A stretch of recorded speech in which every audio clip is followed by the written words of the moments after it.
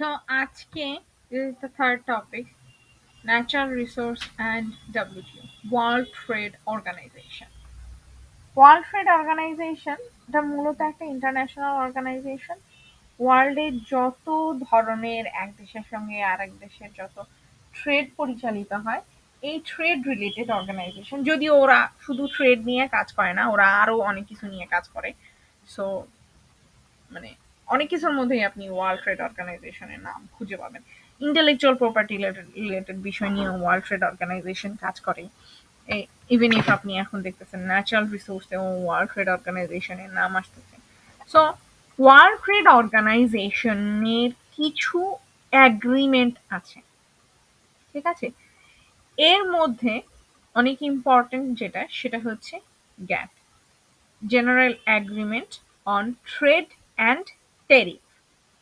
আচ্ছা, so it's kind of এক দেশের সঙ্গে আরেক দেশের ট্রেড গুলো যখন হচ্ছে এবং সেটার সঙ্গে একটার সাথে আরেকটার কি বলবো, টেরিফ বলতে বোঝায় কাস্টম, যে ডিউটি গুলা পে করতে হয় এক দেশ থেকে আরেক দেশে প্রোডাক্ট যেতে বা বিজনেস করার জন্য, সেই বিষয়গুলো নিয়েও মূলত এই গ্যাট 1994-এ একটা এগ্রিমেন্ট হয়েছিল ডব্লিউটিও মেম্বারদের মেম্বার কান্ট্রিগুলোর ক্ষেত্রে। So, Article 2 of the GATT, General Agreement on Trade and Tariff 1994, এটা প্রহিবিট করলো, কি জিনিস প্রহিবিট করলো, যে WTO members countries members from applying ordinary custom duties on the importation of a product that are higher than the rate specified on their schedules of commitment. So it's kind of um, এক দেশ থেকে আরেক দেশে যখন আপনার product গুলো তারা নিচ্ছে, তখন নর্মাল যে শিডিউল কমিটমেন্ট আছে, যে এক দেশ আরেক দেশের প্রোডাক্ট গুলো যখন নিবে সেটাতে যে পরিমাণ কাস্টম ডিউটি তারা প্রোভাইড করবে সেটার উপরে, সরি, সেটার উপরে কিছু প্রহিবিশন আনলো। আচ্ছা, ম্যাক্সিমাম ট্যারিফ রেট মানে ওই যে এক দেশ থেকে আরেক দেশে যখন নিচ্ছে তখন আপনার যে কাস্টম ডিউটিটা দিতে হচ্ছে, হ্যাজ বিন প্রোগ্রেসিভলি রিডিউসড। কখন? মেইনলি এই যে যে general agreement on trade and tariff, GATT, GATT যে আমরা পড়ছি 1994, এটা একবারে কিন্তু ইফেক্টিভনেস পায় নাই। এটা অনেকগুলো বছর ধরে এটা বিভিন্ন সময়ে বিভিন্ন কান্ট্রির লোকজন বসে এটাকে অ্যামেন্ডমেন্ট করেছে। তো এটার অনেকগুলো রাউন্ড ছিল, 8 round, 7th round, Uruguay round, Morocco round, এরকম অনেকবার ওরা এক এক জায়গায় বসছে। আর এক এক জায়গায় যে বসে, বসার পরে এটাকে তো একটা কিছু নাম দিতে হবে। সো এই যে যে ট্যারিফ রেটটা যে এক দেশ থেকে আরেক দেশে যাওয়ার জন্য, প্রোডাক্ট গুলো যাওয়ার জন্য একটা নেওয়া হচ্ছে, এক দেশ আরেক দেশের উপর অ্যাপ্লাই করতেছে, সেটা অনেকটাই রিডিউস করা হয়েছিল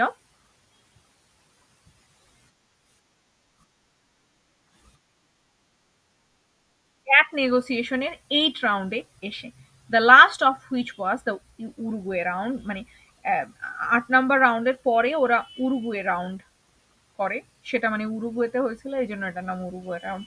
আপনারা তো জানেনই ইন্টারন্যাশনাল ল গুলোর ক্ষেত্রে বা কনভেনশন গুলোর ক্ষেত্রে ওরা যেখানে বসে যেটা করে সেটা অনুযায়ী নাম দিয়ে দেয়। সো এই রাউন্ডে এসে যে বিষয়গুলো হয়, যে tariff escalation can be seen for some natural resources good such as forestry, mining, but not for others such as fuels বা অয়েল বা গ্যাস, এগুলোর সার্কামস্টেন্সেস এর ক্ষেত্রে অ্যাপ্লাই করার কথা বলে নাই। বাট কিছু ন্যাচারাল রিসোর্সেস সার্কামস্টেন্সেসে এই যে যে ম্যাক্সিমাম লেভেলের ট্যারিফটাকে রিডিউস করলো, কোনগুলোর ক্ষেত্রে করলো, যেগুলো ফরেস্ট্রি, মাইনিং, ঠিক আছে, কিন্তু যেগুলো আবার হাই রেটের ফুয়েল, যেমন অয়েল, গ্যাস, এগুলো অনেক বেশি হাই রেটেড না, এগুলোর সার্কামস্টেন্সেসে বা এগুলোর সার্কামস্টেন্সেসে ট্যারিফ রেটটা রিডিউস করা হয় না, কিন্তু ফরেস্ট্রি রিলেটেড যেগুলো আছে ন্যাচারাল রিসোর্স, সেগুলোর সার্কামস্টেন্সেসে রিডিউস করা হচ্ছে। আচ্ছা, অ্যান্ড আপনার এই যে যে general agreement on trade and tariffs এর আর্টিকেল 11-এ এসে কিছু ইম্পোর্ট অ্যান্ড এক্সপোর্টের সার্কামস্টেন্সেসে রেস্ট্রিকশন দিল। এই সার্কামস্টেন্সেসে কি বললো দেখেন, আবার কিছু সার্কামস্টেন্সেসে রেস্ট্রিকশন ইয়াও করে নিছে, উঠায় নিছে। দেখেন বলতেছে article 11 the GATT 1994 provides that no prohibition or restriction other than duties, taxes, or other charges shall be applied by any WTO member on the importation of any product or on the exportation or sale for export of any product. So কোনো prohibition ওরা রাখে নাই এই সার্কামস্টেন্সেসে এসে। The use of phrase other than duties, taxes, and other charges in Article 11 has been generally understood to mean that this provision does not prohibit WTO members from applying export taxes. Export tax normal যেটা সেটা তারা কিন্তু apply করতে পারতেছে।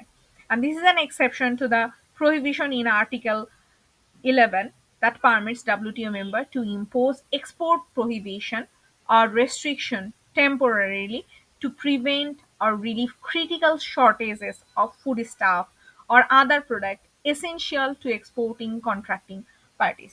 আচ্ছা,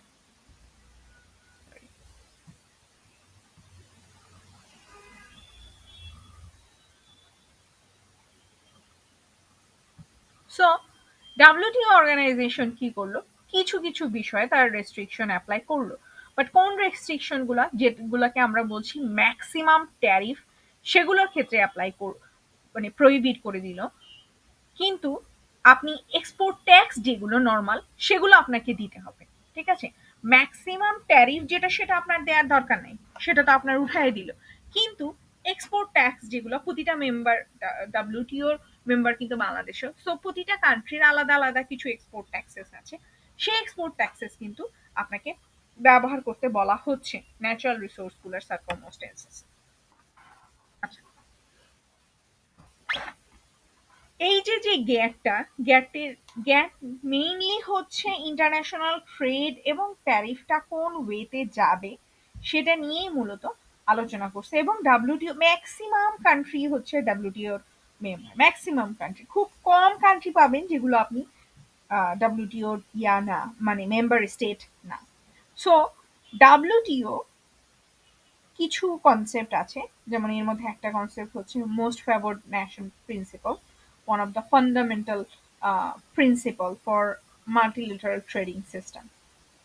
so article 1 বলতেছে a WTO member that is a consumer of a natural resource must provide similarly favorable treatment in terms of tariff, custom formalities, internal taxes, domestic regulation to import of the like natural resource originating in other member. So it's kind of এরকম টাইপের যে অন্য দেশ থেকে আপনি তার natural resource গুলোকে যদি আপনি আপনার দেশে ইম্পোর্ট করেন, সেই সার্কামস্টেন্সেসে আপনি কি করতেছেন ওইভাবেই ট্রিট করতে হবে। রিগার্ডিং ট্যারিফ বা ইন্টারনাল ট্যাক্স যা কিছু আছে ওভাবেই ট্রিট করতে হবে। সেটা মানে বাকি কান্ট্রি গুলোকে আপনি যেভাবে ট্রিট করেন, এটা এমন কথা হওয়া যাবে না যে বাংলাদেশ যখন ইন্ডিয়া থেকে ইম্পোর্ট করতেছে, আচ্ছা আমরা তো ভাই ভাই, আসো তোমার জন্য ট্যারিফ আমি অনেক কমাই দিলাম, কাস্টম ডিউটি আমি অনেক কমাই দিলাম, এমন করা যাবে না ভাই ভাই দেখে। ঠিক আছে, ন্যাট এটা যেমন মানে মোস্ট ফেভার্ড ন্যাশন ট্রিটমেন্টটা কিন্তু বাকি কান্ট্রিগুলোর সার্কামস্টেন্সেসে বা বাকি ট্রেড রিলেটেড বিষয়গুলোতেও কিন্তু অ্যাপ্লাই হয়। যে আপনি, আমি, বাংলাদেশ ইন্ডিয়া আমরা ভাই ভাই, সো আমি আপনাকে ভালো ট্রিটমেন্ট দিব, আপনার ক্ষেত্রে আমি কম চার্জ করব। আর পাকিস্তান আমরা অনেক দূরের সম্পর্কের, সো পাকিস্তানের সার্কামস্টেন্সেসে আমি বেশি চার্জ করব, এমন করা যাবে না। ডব্লিউটিও মেম্বার স্টেট সবার জন্য ইম্পোর্টে যে আপনি ট্যাক্স বা ট্যারিফ রিলেটেড যে রেগুলেশনগুলো বা ডোমেস্টিক যে রেগুলেশনগুলো, সবার সার্কামস্টেন্সেসে ন্যাচারাল রিসোর্সের ক্ষেত্রে আপনাকে এই সেম জিনিস ব্যবহার করতে হবে বা সেম কনসেপ্ট ব্যবহার করতে হবে। সো কাকে আপনি ভালোবাসলেন কাকে আপনি ভালোবাসলেন না সেটা ফোকাস করা যাবে না।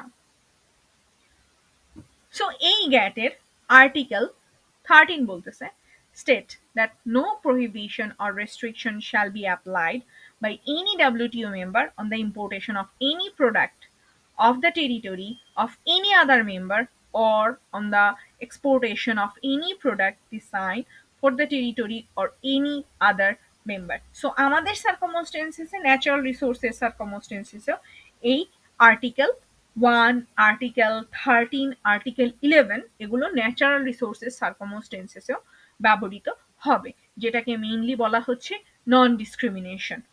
কোনো ধরনের ডিসক্রিমিনেশন করা যাবে না, যে আমি ন্যাচারাল রিসোর্সটা কোন কান্ট্রি থেকে আনতেছি। হুম। এরপরে আমি আসি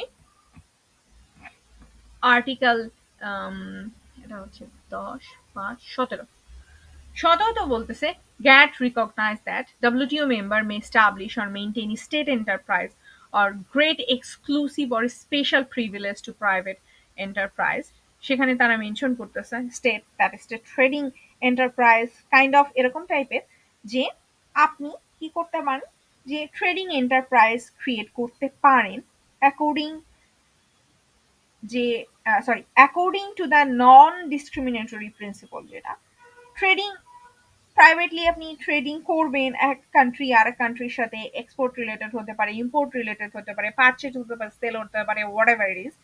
বাট জেনারেল প্রিন্সিপল যেটা, যে নন ডিসক্রিমিনেশন ট্রিটমেন্ট যেটা, সেটার সার্কামস্টেন্সেসেও কিন্তু আপনাকে অবশ্যই গ্যাটের এই রুল 17 এবং আমরা 13-এ যেটা পড়লাম নন ডিসক্রিমিনেশন, সেটা অ্যাপ্লিকেবল হবে। আপনি সব সময় দেখা যাচ্ছে যে বাংলাদেশ থেকে আম, কি করতেছেন, তেল আপনি সৌদি থেকে আনতেছেন, সব সময় এটা আপনি করেন, ঠিক আছে, হয়তোবা তাদের সাথে আপনি ভালো ধরনের একটা প্রাইভেট এন্টারপ্রাইজে চলে গেলেন, স্পেশাল প্রিভিলেজ দিলেন, but always you have to follow the GATT rules of 13, যে নন ডিসক্রিমিনেটরি হতে হবে। এখানে কোনো ধরনের ডিসক্রিমিনেশন যাতে টেকেন প্লেস বা টেকেন ইনটু অ্যাকাউন্ট হতে না পারে। ফ্রিডম অফ ট্রানজিটের যে বিষয়টা, আর্টিকেল 5 অফ দ্য গ্যাট, আমরা আহ, 1994 এ যে গ্যাটটা পড়তেছি, আর্টিকেল 5 এ বলতেছে, 5 এ কিছু রুলস সেট আউট করছে to apply good vessel and other mean of transport that are traffic in terms of, that is when they cross the territory of another WTO member and the passage is only a portion to complete the journey beginning and termination beyond the frontier of the member to whose territory the traffic passes.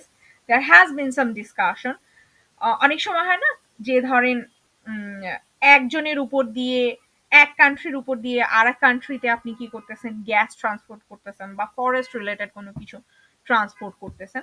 So like India কাঠ transport করবে ধরেন আপনার থাইল্যান্ডে, এখন মাঝখানে বাংলাদেশ পড়তেছে, Myanmar পড়তেছে। So যদি বাংলাদেশ, মিয়ানমার যারা এই যে যে কান্ট্রিগুলোর উপর দিয়ে যাচ্ছে ভেসেলটা বা ট্র্যাকটা, এটা যদি আপনার ডাব্লিউটিওর মেম্বার কান্ট্রি হয়, অবশ্যই এরা ডাব্লিউটিওর মেম্বার কান্ট্রি, ডাব্লিউটিওর মেম্বার কান্ট্রি হয়, তাহলে এই সার্কামস্টেন্সেসে ফ্রিডম অফ ট্রানজিট থাকবে। মানে এক দেশ আরেক দেশের প্রোডাক্টকে আটকায় দিতে পারবে না কোনোভাবেই না। এটা অবশ্যই আপনার ন্যাচারাল রিসোর্সেস সার্কামস্টেন্সেসেও কিন্তু অ্যাপ্লিকেবল, ঠিক আছে। সো ইনফ্রাস্ট্রাকচারটাও মূলত এমনভাবে তৈরি করা হয়েছে যে ন্যাচারাল রিসোর্সেস সার্কামস্টেন্সেসেও আপনার ট্রেড রিলেটেড বিষয়গুলো, নর্মাল নর্মাল যে প্রোডাক্টগুলো ট্রেড রিলেটেড আমরা ব্যবহার, ট্রেডে আমরা ব্যবহার করি, যে পোশাক হয়তো বা ইলেকট্রনিক ডিভাইস, শুধু এদের ক্ষেত্রে ফ্রিডম অফ ট্রানজিট ব্যবহার করা হচ্ছে না, ন্যাচারাল রিসোর্সেস সার্কামস্টেন্সেসেও ফ্রিডম অফ ট্রানজিট ব্যবহার করা হচ্ছে। আচ্ছা, subsidies and countervailing measures, WTO আরো কিছু ডিসিপ্লিন ইনক্লুড করেছে নন এগ্রিকালচারাল গুডস এর সার্কামস্টেন্সেস গুলোতে, যদিও এটা ন্যাচারাল রিসোর্সে ইম্পর্টেন্ট না, বাট অনেক সার্কামস্টেন্সেসে আলোচনার সাপেক্ষে চলে আসতে পারে, যে নর্মাল একটা কান্ট্রির কিছু ইনফ্রাস্ট্রাকচার রিলেটেড কিছু গুডস বা সার্ভিসেস যেগুলো আপনার এক কান্ট্রি থেকে আর এক কান্ট্রিতে যাচ্ছে, সেই সার্কামস্টেন্সেসেও কিন্তু আপনার এই ট্রেড রিলেটেড আমরা যে নন ডিসক্রিমিনেশন দেখলাম অ্যান্ড ফ্রিডম অফ ট্রানজিট দেখলাম, সেটা অ্যাপ্লিকেবল হবে। আচ্ছা, WTO exception that permit otherwise inconsistent conduct. General exception permit WTO members to take certain action which are inconsistent with their GATT obligation, গ্যাটে যে obligation দিছে সেটার মধ্যে কিছু জেনারেল এক্সেপশন গুলা আছে। সেটা কি? GATT permit the adoption of measures that are related to the conservation of exhaustive natural resource, যে ন্যাচারাল রিসোর্সগুলো ক্ষতিকারক সেই ন্যাচারাল রিসোর্সগুলোর ক্ষেত্রে, that measures are made effective in conjunction with restriction on domestic production and consumption. So ধরেন বাংলাদেশে হঠাৎ করে কোনো একটা গ্যাস উৎপাদন বা গ্যাস খনি পাওয়া গেল যেটা আসলেই হয়তো বা ক্ষতিকর টাইপের। এখন বাংলাদেশ সেটা যদি প্রোডাকশন শুরু করতে চায়, সেই সার্কামস্টেন্সেসে এমনি কিন্তু সব কিছু ঠিক ছিল, নর্মাল ন্যাচারাল রিসোর্স যেগুলো আমরা দেখে আসলাম এখন পর্যন্ত সব ঠিক আছে, পারফেক্ট আছে, আপনি ট্রেড করতে পারতেছেন, আপনি ট্রানজিটে এক দেশ থেকে আরেক দেশে নিয়ে যেতেছেন। কিন্তু যেগুলো আসলে খুব খারাপ টাইপের বা ক্ষতি করতে পারে সেই টাইপের যেগুলো, সেগুলো আপনি প্রোডাকশন বা কনজাম্পশন কিন্তু করতে পারতেছেন না।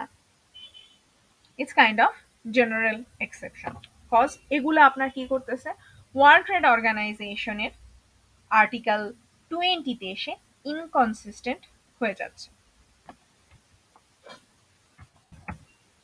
ইনকনসিস্টেন্ট হয়ে যাচ্ছে। সো আচ্ছা, আরো একটা সেকশন আছে, সেটা হচ্ছে exception to the prohibition of non tariff restriction. Article 11টা আমরা এর আগে দেখে আসলাম, তাই না?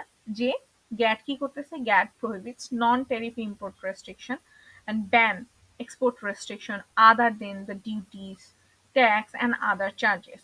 সো এখানে কোয়ান্টিটিভ রেস্ট্রিকশনের একটা বিষয় আসছে, সেটা হচ্ছে ধরেন আপনার স্টোরেজ বা প্রোডাকশন ওই লেভেলে নেই যে লেভেলে আপনি কোথাও এক্সপোর্ট করতে পারেন। এখন আপনার যদি প্রোডাকশন না থাকে, সেই সার্কামস্টেন্সেসে আপনি কিভাবে এত পরিমাণ প্রোডাক্টকে এক্সপোর্ট করবেন, তাই না? এই সার্কামস্টেন্সেস গুলো মেইনলি একটা রিপোর্টে উঠে আসছে, সেটাই বলতেছে। আর্টিকেল 12 যেটা বলতেছে এগ্রিমেন্ট অন এগ্রিকালচার, সেটাও to obligation that are integrated when a WTO member invoke article 11 যেটা আমরা দেখে আসলাম, সেটা সার্কামস্টেন্সেসে নিউ এক্সপোর্ট প্রহিবিশন দিছে। কিসের সার্কামস্টেন্সেসে? ফুড স্টাফের সার্কামস্টেন্সেসে। সেটা কেমন? ফুড স্টাফটা কেন আমাদের এখানে আসতেছে? অনেক ফুড দেখা যায় যে ন্যাচারালি গ্রো করে, that's also including natural resource. এখন আপনার food stuff that's not enough for your country, still you are exporting it, ঠিক আছে? এই সার্কামস্টেন্সেসে আপনি এক্সপোর্ট করতে পারেন না অ্যাকর্ডিং টু ডব্লিউটিও গ্যাট যে এগ্রিমেন্ট আছে 1994 অনুযায়ী। সো আপনার ফুড স্টাফ যেটা ন্যাচারাল রিসোর্স, আমাদের এখানে ন্যাচারাল রিসোর্সই কনসার্ন, সেটা সার্কামস্টেন্সেসে আপনি এক্সপোর্ট করতে পারেন না। It's some sort of prohibited and there are some sort of restriction. I hope বুঝতে পারছেন। সো আমরা এখানে গ্যাটের মেইনলি দেখলাম যে গ্যাট কি করতেছে। GATT general agreement on trade and tariff 1994, এটা মূলত হচ্ছে আপনার ইন্টারন্যাশনাল বা ডব্লিউটিও ওয়ার্ল্ড ট্রেড অর্গানাইজেশনের যে মেম্বার স্টেটগুলো আছে, মেম্বার স্টেটগুলোর ট্রেডকে কিভাবে পরিচালিত হবে সেটা নিয়েই মূলত হচ্ছে গ্যাট আলোচনা করছে। তো এখন এই ট্রেডের মধ্যে দেখা যাচ্ছে ন্যাচারাল রিসোর্স গুলোও কিন্তু ট্রেডের মধ্যে পড়ে, তাই না? দেখা যাচ্ছে যে আপনার দেশের কাঠ ভালো, আমি আমার দেশে সেগুলো ব্যবহার করতেছি, বা আপনার দেশের হয়তো বা ইয়া ভালো অ্যানিমাল আনতেছি, সেটার সার্কামস্টেন্সেসও কিছু বিষয় আছে। এখন এই যে যে এক্সপোর্ট হচ্ছে, এক দেশ থেকে এক্সপোর্ট হচ্ছে আরেক দেশ ইম্পোর্ট করতেছে, এটার সার্কামস্টেন্সেস রেগুলেশন গুলো কি হবে? রেগুলেশন গুলো যেমন মোস্ট ফেভার্ড নেশন ট্রিটমেন্ট, যেটা যে আপনার যারা যারা আপনার পছন্দের কান্ট্রি তাদেরকে আপনি স্পেশাল ট্রিটমেন্ট দিবেন, you can't do that. So বাকি ডাব্লিউটিও অর্গানাইজেশনের যে কান্ট্রিগুলো আছে তাদেরকে তাদের সার্কামস্টেন্সেসে আপনি ট্যারিফে যত পার্সেন্টেজ টাকা নিবেন, আপনার মোস্ট ফেভারিট নেশনের সার্কামস্টেন্সেসে সেটা করতে হবে। কোনো ডিসক্রিমিনেশন করা যাবে না, ফ্রিডম অফ ট্রানজিট থাকতে হবে। একটা দেশ থেকে আরেকটা দেশে যাওয়ার সময় মাঝখানে যতগুলো দেশের উপর দিয়ে যাবে বা যে সি ক্রস করবে, কোনো ধরনের ট্রানজিটের সমস্যা করা যাবে না। ন্যাচারাল রিসোর্সেস সার্কামস্টেন্সেস অবশ্যই ওই টাইপের ন্যাচারাল রিসোর্সগুলো যেগুলো আহ, আপনি এক্সপোর্ট বা ইম্পোর্ট করতে পারেন। আচ্ছা, এর মধ্যে নন এগ্রিকালচারাল থাকতে পারে, এগ্রিকালচারাল ফুড স্টাফও থাকতে পারে, যেটা আপনি ন্যাচারালি গ্রো করতেছেন। ঠিক আছে? আচ্ছা, এই সার্কামস্টেন্সেসে আপনার এক্সপোর্ট এবং এক্সপোর্টের ক্ষেত্রে কিছু রেস্ট্রিকশন থাকে, এবং অনেক ধরনের প্রোডাক্টের ক্ষেত্রে আপনার প্রহিবিশনও থাকে। যেমন ধরেন, যে প্রোডাক্টগুলো আপনার দেশে রেয়ার হচ্ছে না, কিন্তু স্টিল আপনি কি করতে যাচ্ছেন, সেগুলোকে এক্সপোর্ট করতে যাচ্ছেন, you can't do that according to the law. আর বাকি আপনি চুরি চামারি করে কি করতে চান, দ্যাটস ডিফারেন্ট জিনিস। বাট এগুলো আপনি এক্সপোর্ট করতে পারেন না ডব্লিউটিও গ্যাট অনুযায়ী। আই হোপ আপনারা বুঝছেন।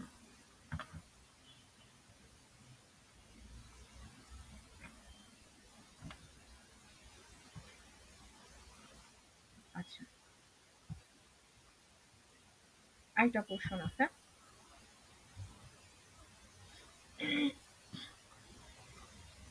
এই এরিয়া থেকে আমি আপনাদের মিড টার্মে একটা কোশ্চেন কিন্তু অ্যাড করেছি, সেটা কি সুন্দর করে ক্রিটিক্যালি আপনারা ডিসকাস করতে পারবেন যদি আপনারা একটু সময় দেন।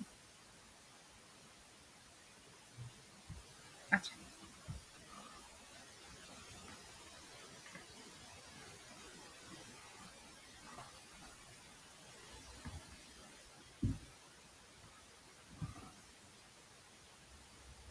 আচ্ছা, এখন আমরা তো প্রিন্সিপাল অফ নন ডিসক্রিমিনেশন দেখে আসলাম, যে আপনি কি করতেছেন, কোনো ধরনের ডিসক্রিমিনেশন করতে পারতেছেন না। আপনি আপনার কান্ট্রি, আপনার most favoured nation, national treatment, নিজের প্রোডাক্ট, সেই জন্য আপনি খুব ভালো মতো দিচ্ছেন, ভালো ধরনের ট্রিটমেন্ট দিচ্ছেন, ভালো ধরনের যেমন ইউতে এই জিনিসটা পড়ানো হয়, ইউ ল পড়ানোর সময় এই জিনিসটা পড়ানো হয়।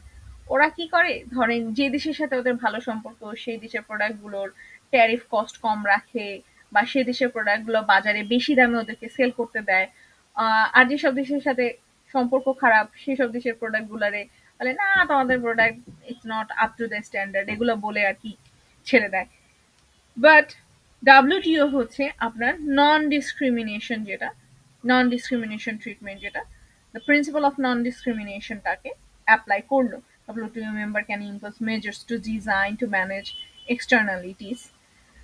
But the key concept is it is consistent with the principle of non-discrimination for WTO member to treat the product differently based on non-product related process, production method, সেটার উপরে কিন্তু আপনি ডিসক্রিমিনেশন করতেই পারেন, তাই না? সাপোজ ধরেন একটা প্রোডাক্ট যেটা হ্যান্ডমেড প্রোডাক্ট সেটা, আর যেটা মেশিন মেড প্রোডাক্ট সেটা, there is a difference between the production system. So handmade প্রোডাক্টের প্রাইস আর মেশিন মেড প্রোডাক্টের প্রাইস ডিফারেন্ট হতেই পারে, তাই না? বা ধরেন বিশেষ করে চিজের সার্কামস্টেন্সেস গুলোতে, যদিও চিজ ন্যাচারাল রিসোর্স না, but I am just giving you an example, যে ধরেন যে চিজগুলো অটোমেটিক মেশিনে প্রসেস করে করে, আর যে চিজগুলো আপনার ওরা হাতে তৈরি করে, সেগুলো একটু বেশি এক্সপেন্সিভ হয়। সো এটার উপরে বেস করে আপনি ডিসক্রিমিনেশন করতে পারেন, দিস ইজ জায়েজ। বাট অন্য কোনো বেসিক কনসেপ্টে যদি কোনো পার্থক্য না থাকে, তাহলে সেই সার্কামস্টেন্সেসে আপনি কোনো ধরনের ডিসক্রিমিনেশন করতে পারেন না। আচ্ছা, আরেকটা জিনিস যেটা, সেটা হচ্ছে লেভেলিং। বেটার ম্যানেজমেন্টের সার্কামস্টেন্সেসে লেভেলিংটা খুবই জরুরি। সব দেশের প্রোডাক্টে সব ধরনের লেভেলিং থাকে না। যেমন ধরেন বাংলাদেশের প্রোডাক্টগুলোতে অনেক প্রোডাক্টই তারা বাইরে এক্সপোর্ট করতেছে, কিন্তু হালাল বা হারামটা মেনশন করা থাকে না অনেক প্রোডাক্টে। So leveling, it's a serious thing. এটা আপনার বলতেছেন ন্যাচারাল রিসোর্সেস সার্কামস্টেন্সেসেও according to article 2.5, technical regulation is in accordance with the relevant international standard, it shall be rebuttably presumed not to create an unnecessary obstacle in international trade. So leveling should be proper and perfectly, এবং এমন টাইপের leveling হতে হবে যেটা environmentally sustainable ডেভেলপমেন্টের কনসেপ্টের সাথে যায়। ঠিক আছে? সো এনভায়রনমেন্টাল সাস্টেইনেবল ডেভেলপমেন্টের কনসেপ্টের সাথে যায় বিষয়টা এরকম যে এনভায়রনমেন্টের কোনো ক্ষতি করা হয় নাই, প্লাস আপনি যে লেভেলিংটা ব্যবহার করতেছেন সেটাও ভালো কোয়ালিটির লেভেলিং ব্যবহার করতেছেন। ঠিক আছে? যাতে আপনার প্রোডাক্টটা ইন্টারন্যাশনাল মার্কেটে যখন যাচ্ছে, আপনি যখন এক্সপোর্ট করতেছেন, সেটা আননেসেসারি একটা হ্যাসেলের মধ্যে পড়বে। ভাই তোমার লেভেলের নিয়ে ঠিক হয় নাই, তুমি হালাল হারাম ব্যবহার করো নাই, তুমি শুকরের চর্বি দিছো কিনা এটা ব্যবহার করো নাই, লাল নাই নীল নাই, এগুলো ইন্টারন্যাশনাল লেভেলে গিয়ে একটা হ্যাসেল ক্রিয়েট করবে। সো ওয়ার্ল্ড ট্রেড অর্গানাইজেশন গ্যাট 1994-এ বলতেছে লেভেলিংটাও খুব ইম্পর্টেন্ট একটা জিনিস। এটা অনেক সার্কমস্টেন্সেসে দেখা যাচ্ছে টেকনিক্যাল ব্যারিয়ার ক্রিয়েট করে। আমার প্রোডাক্টের যদি লেভেলিং ভালো না হয়, আমার প্রোডাক্ট বাইরে নিবে না। এর মানে কি হচ্ছে? বাইরে এক্সপোর্ট হচ্ছে না। পাঠাইলাম কয়েকটা, নিল না। একটা আননেসেসারি একটা ব্যারিয়ার ক্রিয়েট হয়ে গেল। সো আননেসেসারি এই ধরনের হ্যাসেল না ক্রিয়েট করাটাই ভালো। ইন্টারন্যাশনাল ন্যাচারাল রিসোর্স গুলোর সার্কামস্টেন্সেসও তাই বলতেছে। স্যানিটারি অ্যান্ড ফাইটোস্যানিটারি মেজার্স, এগুলো আসলে ন্যাচারাল রিসোর্সের সার্কামস্টেন্সেসে ব্যবহৃত হয় না। তারপরে ওই যে আমি বললাম যে অ্যানিমাল রিলেটেড বিষয়গুলো যদি থাকে, বা ধরেন হিউম্যানের জন্য হেল্পফুল ইয়া কিনা, হেলদি কিনা, বা ধরেন এনিম্যাল ফ্যাট আছে কিনা, ঠিক আছে, এই বিষয়গুলো মেনশন করার জন্য মূলত এটা দরকার পড়ে। আচ্ছা, charges equivalent to an internal tax on import. Uh, Article 2 of the GATT বলতেছে WTO member to impose a charge equivalent to an internal tax on the importation of any product issue relating to the interpretation of this, and another GATT provision has been debated in relation to carbon taxes. এটা যদিও আমার natural resources সার্কামস্টেন্সেসে applicable না, but I think আমি যখন lecture slide তৈরি করছিলাম ছিল, that's why add করে দিছি। আচ্ছা, আপনাদের এই কোশ্চেনটা যখন অ্যান্সার করবেন আপনারা, যে আর্টিকেল গুলো আপনার ন্যাচারাল রিসোর্সের সাথে রিলেভেন্ট, ওই আর্টিকেল গুলাই আপনি মেনশন করবেন, কজ হাফ অ্যান আওয়ারে আপনি এত আর্টিকেল মেনশন না করলেও চলবে। আচ্ছা, ইনকনসিস্টেন্ট প্রোডাক্টের সার্কামস্টেন্সেসে, এই সেকশনটা, যেমন এই আর্টিকেলটা আপনার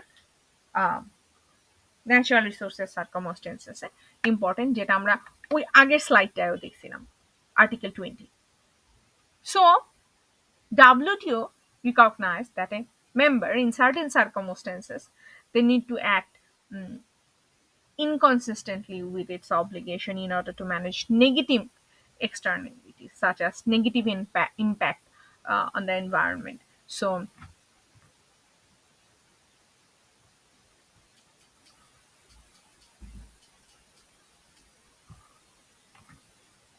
সো যেটা বলতেছে যে কিছু কিছু সার্কামস্টেন্সেসে আপনার as a member state of A WTO বা ওয়ার্ল্ড ট্রেড অর্গানাইজেশন, আপনার উপর অব্লিগেশনই পড়তেছে আপনি এমন ধরনের কাজ করবেন না, কাইন্ড অফ, যে নেগেটিভ ইম্প্যাক্ট করবে এনভায়রনমেন্টের উপরে।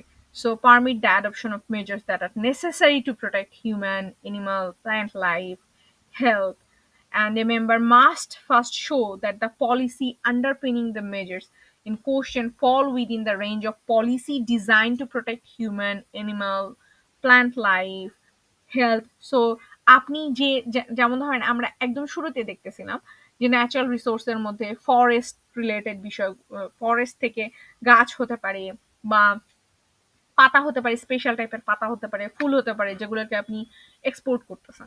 এখন সেটা হিউম্যান রেঞ্জের জন্য কতটুকু, এনভায়রনমেন্টের জন্য ক্ষতিকর নাকি ভালো, বা হিউম্যান বডির জন্য কতটুকু ভালো না ক্ষতিকর, সেটা আপনি যদি চিন্তা ভাবনা করে দেন আপনি কি করতেছেন, ব্যবহার করতেছেন।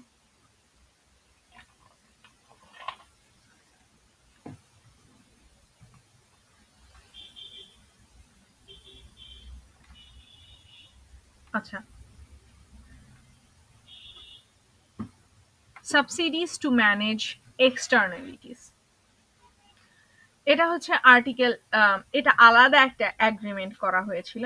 ওই অ্যাগ্রিমেন্টের এইটা বলছে গভর্নমেন্টকে deem certain governmental assistance as a non-actionable. So ACM agreement may also have a bearing on a WTO member's ability to provide access to natural resource to domestic users in exchange for undertaking by those users to harvest, extract natural resource in a manner that minimize negative externalities.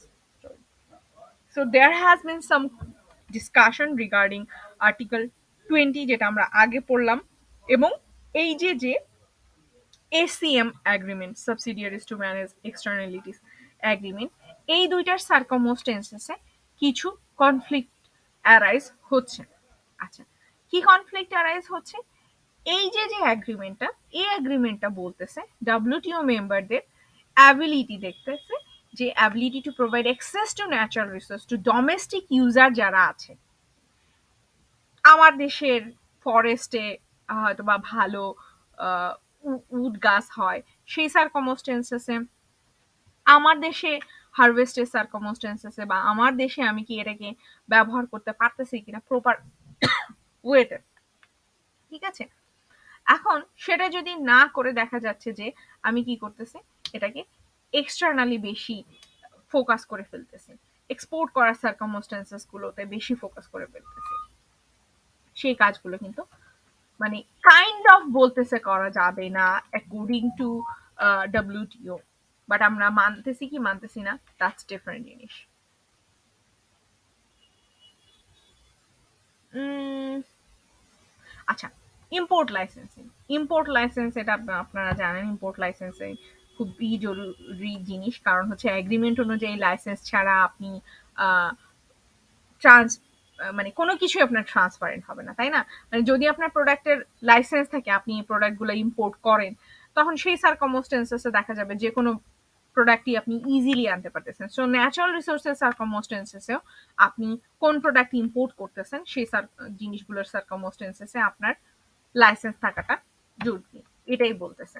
আচ্ছা, গভর্নমেন্টকে অনেক বেশি liberal হইতে বলতেছে, and গভর্নমেন্টকে বলতেছে তারা যেন ইন্টারন্যাশনাল যে ইয়াগুলো আছে, রুলস রেগুলেশন গুলো আছে, তারা যেন আগে থেকে ফুলফিল করে, এনভায়রনমেন্টের সাস্টেইনেবল ডেভেলপমেন্টের বিষয়গুলোর জন্য ফুলফিল করে, তারপরে আপনার ওপেননেস, নন ডিসক্রিমিনেশন, ট্রান্সপারেন্সি, এই বিষয়গুলো, ডোমেস্টিক যে ধরনের লাইসেন্সের দরকার, বা ইভেন ইফ গভর্নমেন্টকে বলা হচ্ছে যদি এই ধরনের এক্সপোর্ট ইম্পোর্টের সার্কামস্টেন্সেস ইনভেস্টমেন্ট রিকোয়ার হয়, সেটারও যেন সাপোর্ট গভর্নমেন্ট দেয়। এটা কোনো আর্টিকেলে বলে নাই, এটা নর্মালি আপনার যে কোনো কিছু যখন আলোচনা করে দেখা যাচ্ছে যে ওরা যখন কোনো কনভেনশন তৈরি করে, যেমন গ্যাট এটা যখন তৈরি করছে তখন অনেক ধরনেরই কিন্তু রুলস রেগুলেশন তৈরি করছে, তার মধ্যে এগুলোও দু একটা কথাবার্তা তারা বলছে। আচ্ছা, ডুয়েল প্রাইজিং এর যে বিষয়টা, এটা ন্যাচারাল রিসোর্সেস সার্কমস্টেন্সেসেও হয়, যে ডুয়েল প্রাইজিং এগ্রিমেন্ট অনুযায়ী আপনার ডোমেস্টিকে প্রাইস একরকম থাকবে, এক্সপোর্ট মার্কেটিং এর সার্কমস্টেন্সেসে একরকম থাকবে। সো ইয়া অনুযায়ী আপনি কখনোই কিন্তু সেম প্রাইস রাখতে পারবেন না, সেই কথাই মূলত বলছে। এটা আপনার ন্যাচারাল রিসোর্স গুলোর সার্কমস্টেন্সেসে একই কথা।